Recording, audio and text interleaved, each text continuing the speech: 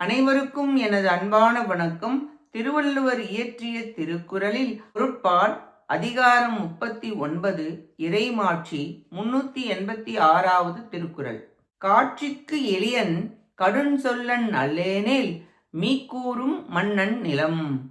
அரசன் தன்னை காண வருபவர்களுக்கு எளியனாகவும் கடுஞ்சொல்லை பேசாதவனாயும் இருப்பானேயானால் அவன் நாட்டை உலகத்தார் உயர்த்திப் புகழ்வர். தலைவனுக்கு தலைமை பண்பு இருத்தல் வேண்டும். அதிலும் யாவரும் தன்னை தடையின்றி கண்டு அவகாசம் உடையவனாய் இருத்தல் வேண்டும். எவரிடமும் கடுஞ்சொல் சொல்லக்கூடாது. இன்சொல் பேசுபவனை உலகம் நேசிக்கும். மக்களுக்கு நம்பிக்கை வரும். பிரச்சனைகளை சொல்ல சந்திக்க எளிதாய் எளிமைப்பட காட்சி தர வேண்டும். உயர்ந்த இடத்தில் சிம்மாசனத்தில் இருக்க கீழ் உள்ளவர்களை சமநிலைப்படுத்த வேண்டும். தண்டிப்போரை தண்டித்தும் கண்டிப்போரை கண்டித்தும் மக்களின் குறை வறுமை உற்றவர்களுக்கு நிவாரணம் செய்து இன்சொல்லால் தான் மன்னன் பேச வேண்டும். அப்படிப்பட்ட மன்னன் அந்நாட்டை பசி பிணி பகை முதலியவை இன்றி அனைவரும் இன்பமாக வாழ்வதால் உயர்த்தி கூறுவர். இக்குறளால் அரசனின் மாட்சியும்